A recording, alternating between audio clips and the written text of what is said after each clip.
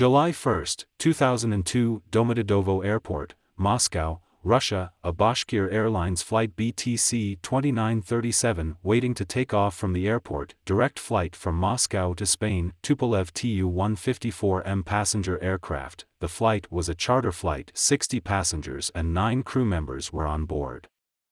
Non-stop flight to Buskir. The captain of Flight 2397 was 52-year-old Gros. He has 1,207 hours of flight experience. He is recognized by his colleagues as an expert captain on Tu-154M. Solid flight theory and experience. Co-pilot Gregory, 40, although only 40 years old, but is already a veteran captain with 8,500 hours of flight experience. At 20:48 local time, the aircraft was cleared for takeoff from Domodedovo Airport. After takeoff, the plane headed southwest to Spain.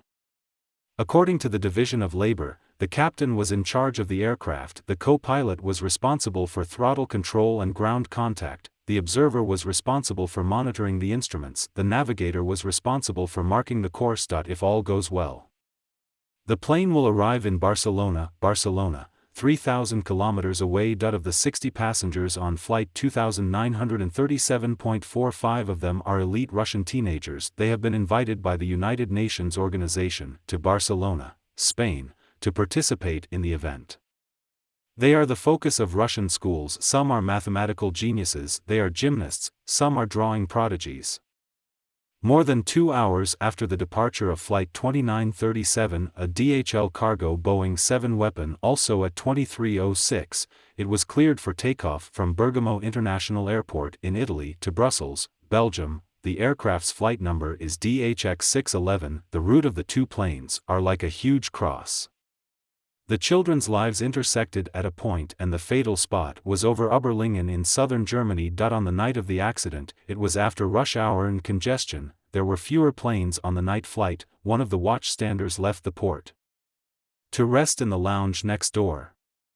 Therefore, the command room, which should have been shared by 2 air traffic controllers, only one air traffic controller, Nelson, is left in charge. He had to operate on 2 consoles at the same time. This was a common occurrence at the time. It was against the rules.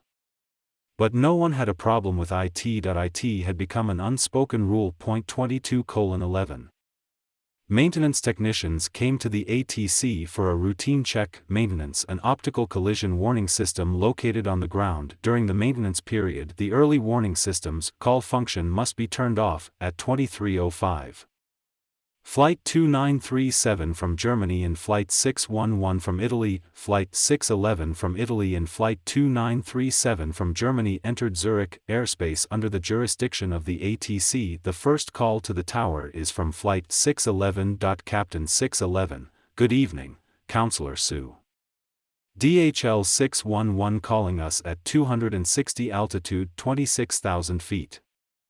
Route a base I requesting climbing altitude. Our DHL 611 good evening, we can climb to airline level 320 TGO. Captain 611 climbing to level 320, route TGO if you can. We'd like to continue climbing to level 36036,000 feet. That's about 11,000 kilometers. If that altitude is available. DHL 611 with a good tower can continue to climb to level 360. What they don't know is that they didn't know that Flight 2397, which had just entered the Zurich control area, Flight 2397, which had not yet established contact at this time.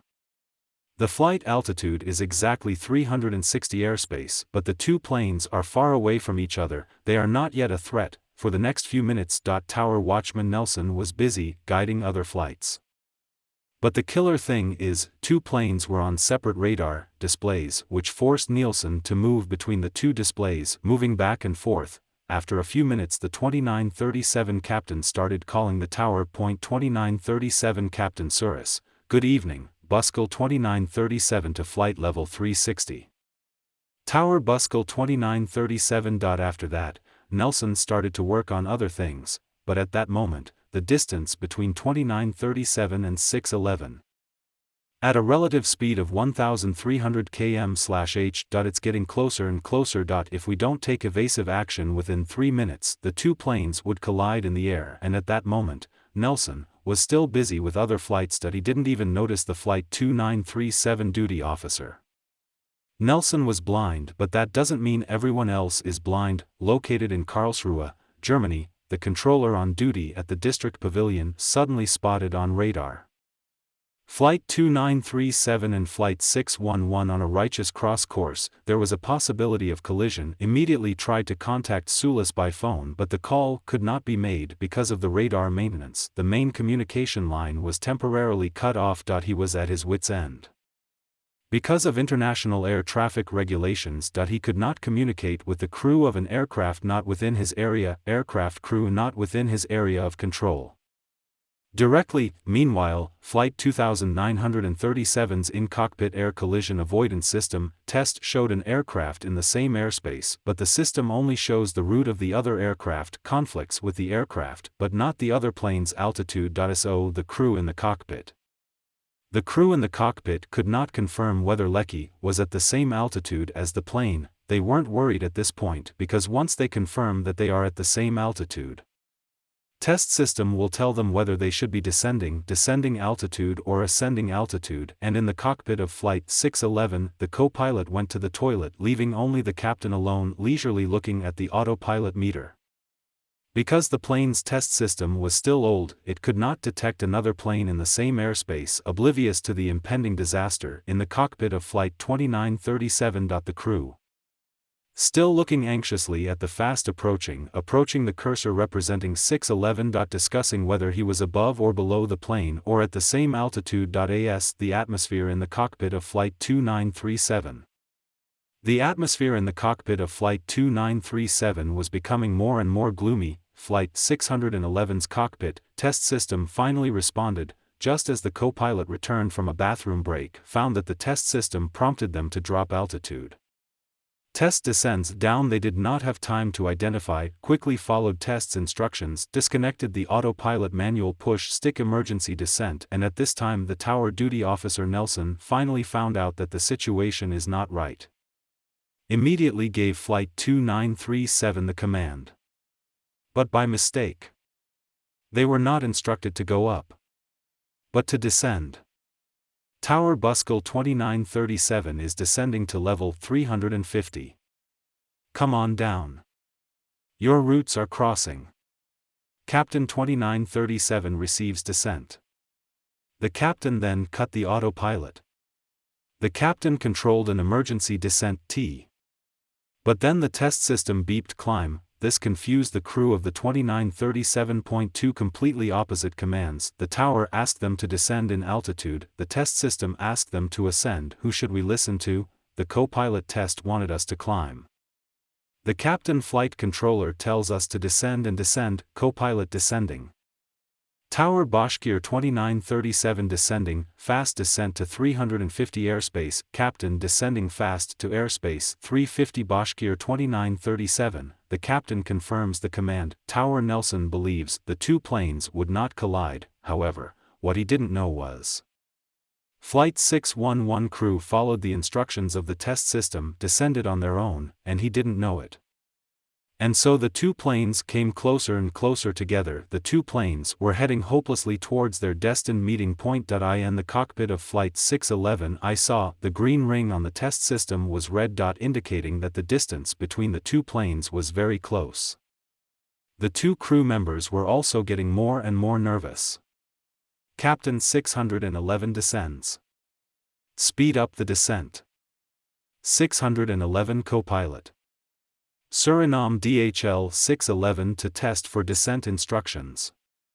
But due to the main communication system being down, due to limited access to the backup SY, Nielsen, who was busy navigating, could not hear 611 flight's call. By the time they could see each other visually, it was too late. There were only 3.8 seconds left before they collided. 2937 co-pilot looking left test accelerate to climb accelerating climb. Pilots damn test.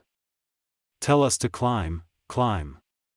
The captain and co-pilot instinctively pulled the stick to maximum. The flight engineer also quickly pushed the throttle to maximum. Flight 2937 is on 3 Soleil. Flight 2937 is under the control of 3 Solovay 3rd Diamond K by the thrust of the turbofan engines.